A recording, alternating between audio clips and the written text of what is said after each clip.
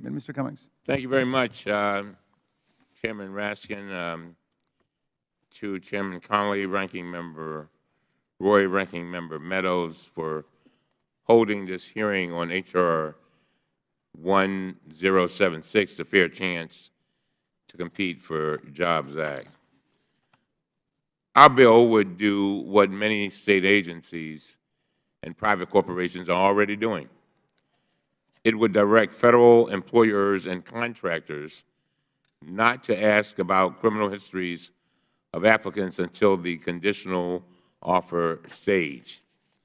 The bill also includes important exceptions for law enforcement and national security positions, requiring access to classified information, and positions that, by statute, require access to criminal history information.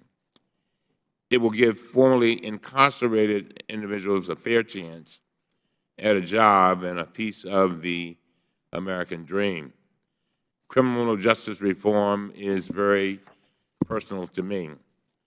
I've seen the problems that plague the system through many lenses. I saw it during my days as a young lawyer representing criminal defendants in Baltimore. I've seen it as someone who has a deep respect for dedicated police officers who serve and protect our communities.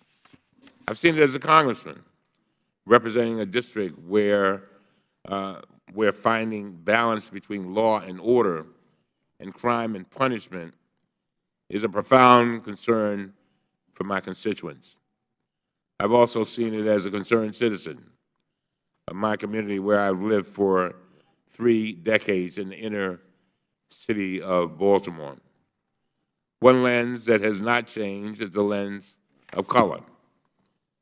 We have seen how sentences issued by our criminal justice system disproportionately affects Americans of color.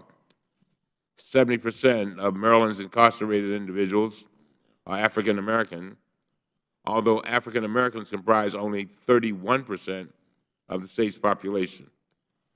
According to a report released by the ACLU, this was the highest proportion of incarcerated African Americans in the entire country in 2014. Formerly incarcerated individuals need jobs to support themselves and their families and after they've served their sentences. Jobs will also help them avoid recidivism, which helps us all. But they will be followed by criminal records long after they've repaid their debts to society. As a matter of fact, it will follow them to their graves. Criminal records limit their employment opportunities and are barriers to getting a job. We can reduce those barriers with H.R. 1076. Fortunately, there is an emerging bipartisan, thank God, consensus that this barrier has to come down and that it needs to come down now. There are legislators on both sides of the aisle who are considering how we could transform lives and save money. And if we help ex-offenders to truly put their past behind them, allow them to live a life that God meant for them to live. We have a unique moment of bipartisan momentum for true reform, and it's ours to seize. My hope is that this hearing inspires action. My Republican colleagues and I disagree about many things.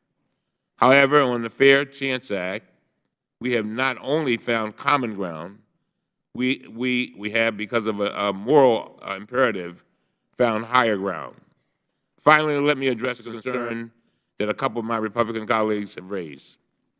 Although this measure is largely bipartisan, a couple of my colleagues say that they are concerned that this bill could somehow hurt African Americans or others when certain racist employers discriminate against minorities who they think might have a criminal record.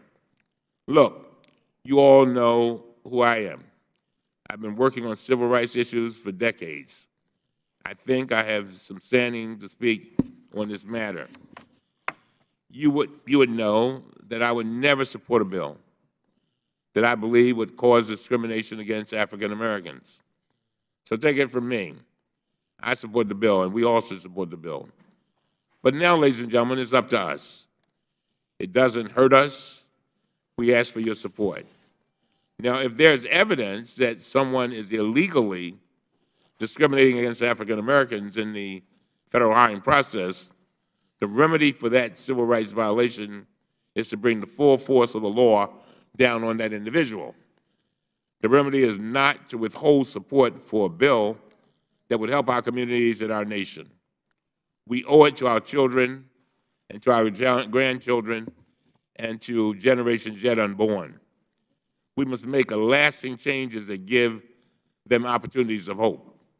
We need to invest in reform now for future generations so that they can see a criminal justice system and an entire country they can believe in. We must remember that our children are the living messengers we send to a future we will never see. And we need to make every child's dream accessible, which starts with their parents. I'd like to thank Senator Johnson, Senator Booker, and Congressman Collins for testifying before us today. I also thank the witnesses on the second panel, Ms. Holly, Ms. Harris from the Justice Action Network, Ms. Teresa Hodge of R3 Technologies for sharing their insights with us today. And I look forward to our discussion, scheduling the Fair Chance Act for markup as soon as possible. And with that, Mr. Chairman, I yield back. Thank you very much.